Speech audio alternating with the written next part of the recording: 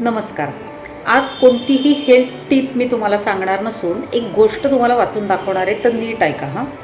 ही गोष्ट आहे एका ऑफिसमध्ये मोठ्या पदावर काम करणाऱ्या 50शीच्या माधवरावांची. ऑफिसमध्ये साहेब असणारे सरळ स्वभावाचे माधवराव त्यांच्या हाताखालच्या लोकांशी अतिशय प्रेमाने वागत असत. त्यामुळे ते लोकप्रिय होते. तर झालं काय, एक माधवराव घरातल्या घरात पाय घसरून पडले. कसे पडले त्यांचं त्यांनाही नीटसं कळलं नाही, पण पाय पडल्यानंतर पाय सुजला. घरातल्या लोकांनी धावपळ करत त्यांना हॉस्पिटलमध्ये नेलं. एक्सरे काढला. एक्सरेमध्ये फ्रॅक्चर नाही आहे असं डॉक्टरांनी सांगितलं, पण पाय मुरगळला असल्यामुळे पायाला हलवू नका आता आणि 10 दिवस विश्रांती घ्या, गोळ्या औषधं घ्या. झालं. कधीही आजारी न पडणारे आणि सहसा रजा न घेणारे माधवराव आजारी पडलेत म्हटल्यानंतर चर्चा सुरू झाली. त्यांना भेटायला कधी जायचं, सगळी प्रेमाची लोकं एकमेकांशी बोलू लागली आणि मग सगळ्यांनी मिळून एकदम 10-12 जणं माधवरावांच्या घरी त्यांना भेटायला आले. त्यावेळेला माधवराव छानपैकी भिंतीला डोकं टेकवून पाय वर घेऊन हसऱ्या चेहऱ्याने बसले होते. त्यांचा हसरा चेहरा पाहिल्यानंतर सगळ्या एकदम रिलॅक्स झाले, बसले आणि मग माधवरावांनी काय घडलं, कसं घडलं ते सांगितलं. खरं तर मोठी स्टोरी नव्हतीच, 4 वाक्यात सांगून झाली. पण विचारपूस करणाऱ्यांचं कुठं समाधान होतं आहे. त्यांनी प्रश्न विचारायला सुरुवात केली.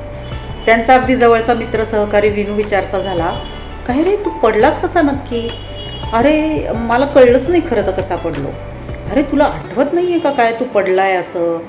माधवरावांनी थोडंसं विचारपूस आठवण्याची मुद्रा केली आणि म्हणाले, नाही रे पडलो एवढं खरं. तेवढ्यात एकजण एकदम म्हणाला, का हो माधवराव, MRI काढला का पडल्यावर? डोक्याला मार वगैरे लागला असेल तर MRI काढतात ना? आणि तुम्ही आठवत नाही आहे असंही म्हणताय, मग कदाचित मेंदूला मार लागला असेल तर? तेवढ्यात अजून एक जण म्हणाला, का हो माधवराव, तुम्हाला उलटी बिलटी झाली होती का पडल्यावर? नाही, मेंदूला मार लागला तर उलटी होते म्हणतात. माधवराव आता काहीतरी बोलायला तोंड उघडणार इतक्यात एक जण घाईघाईने काय म्हणाला, अरे ते तुम्हाला आपल्या ऑफिसमधल्या देशमुखांच्या भावाचं कळलं का? ते असं पडूनच गेले म्हणे ते. असं म्हटल्यानंतर एकच गलका झाला. कोण भाऊ, कोण देशमुख, अशी चर्चा सुरू झाली. मग सांगणाऱ्याला एकदम हुरूप आला.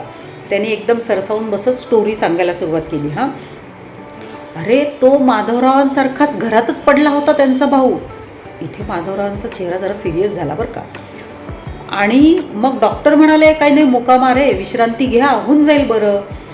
मग काय झालं, 4 दिवसांनी त्यांना श्वास घ्यायला त्रास व्हायला लागला आणि श्वास घ्यायला त्रास व्हायला लागला म्हणून डॉक्टरांकडे जायचं ठरवलं. तर तो त्रास इतका वाढला की डॉक्टरांकडे जाईपर्यंत सिरियसच झाले आणि ॲडमिट केल्यानंतर जे कोमात गेले ते उठलेच नाही परत.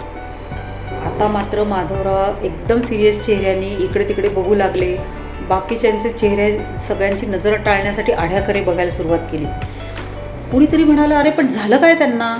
तर तो गोष्ट सांगणारा मनुष्य म्हणाला, अरे ॲक्सिडेंट झाल्यावर रक्ताची गुठळी होते म्हणे आणि ती कुठे मेंदूत, हृदयात वगैरे जाऊ शकते असं डॉक्टरांनी सांगितलं. रेअरली घडतं. हे ऐकून इकडे माधवरावांनी भिंतीला डोकं टेकलं आणि डोळे मिटून ते श्वास घेऊन बघू लागले, आपल्याला श्वासाला तर त्रास होत नाही आहे ना? तेवढ्यात ऑफिसमधल्या मालतीबाईंची नजर त्यांच्या या अवस्थेकडे गेली आणि ते एकदम बोलल्या, साहेब तुम्हाला डायबिटीस आहे का हो? माधवराव अचानक डोळे उघडून म्हणाले की नाही हो, नाही, छे, आत्ताच टेस्ट केल्या नाही या सगळ्या, त्याच्यात नाही आहे डायबिटीस. नाही, तुम्ही सारखे डोळे मिटताय ना म्हणून विचारते. अहो आमचे हे असे बसल्या बसल्याच झोपायचे आणि मग डॉक्टरांनी सांगितलं रक्त तपासा, शुगर तपासा, तर काय 400 शुगर एकदम. एवढी सगळी चर्चा सुरू झाल्यावर प्रत्येकाला काही ना काही स्टोरी आठवायला लागली.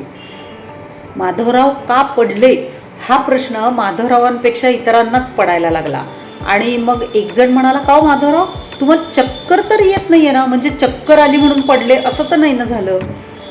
आता माधवरावांना हे सगळं चर्चा ऐकून खरंच गरगरायला लागलं होतं. त्यांना आता लांब लांब श्वास घ्यावासा वाटायला लागला, कसंच व्हायला लागलं. लांबून दारातून त्यांची बायको त्यांच्याकडे बघत होती. ती पटकन आत आली. चाणाक्ष होती त्यांची बायको. आता तिने काय केलं, माधवरावांची ना आत्ता डॉक्टरांची अपॉइंटमेंट आहे बरं का असं म्हणून माधवरावांची सुटका केली. सगळे सहकारी मग निघून गेले. पण माधवरावांची विचारातून काही सुटका झाली नाही. पुढे 4-5 दिवस त्यांना असं वाटायला लागलं, आपल्याला गरगरतं आहे का काय? अरे आपण खरंच चक्कर येऊन पडलो का काय? लांब लांब श्वास घ्यावासा वाटू लागला. मग ते सारख्या तक्रारी करू लागल्यावर त्यांच्या मेहुण्याने त्यांना एकदा मेंदूरोग तज्ज्ञाकडे नेलं. मग तिथे CT स्कॅन, MRI सगळे सोपस्कार झाले. सगळे रिपोर्ट नॉर्मल आले म्हटल्यावर मेंदुरोग तज्ज्ञ म्हणाले तुम्हाला चक्कर जर अजूनही येत असेल तर तुम्ही हृदयरोग तज्ज्ञाकडे किंवा कानाच्या डॉक्टरांना दाखवा, त्यामुळे पण चक्कर येऊ शकते. मग सगळी स्वारी तिकडे गेली. हृदयरोग तज्ज्ञ झाले, त्या तपासण्या झाल्या, ENT स्पेशालिस्ट झाले, त्या तपासण्या झाल्या. आणि इकडे तिकडे खेटे मारता मारता माधवरावांना एकदम चमत्कार झाल्यासारखं लक्षात काय आलं की अरे आपला आता पाय दुखत नाही आहे, आपल्याला चालता पण येतं आहे आणि आपल्याला चक्कर आल्यासारखं वाटत होतं, पण प्रत्यक्षात चक्कर येत नाही आहे. मग काय, माधवराव सगळ्या मनातल्या शंका दूर करून ऑफिसमध्ये रुजू झाले. तर मंडळी, माधवरावांना भेटायला आलेल्यांपैकी तुमच्यापैकी कोण कोण होतं बरं? आणि तुमच्यापैकी कुणी कुणी कोणती कोणती स्टोरी सांगितली ते आठवा बरं. कळलंच असेल ना तुम्हाला मला काय म्हणायचं ते. बरं, तुम्ही माधवराव आहात का हेही एकदा तपासून पहा.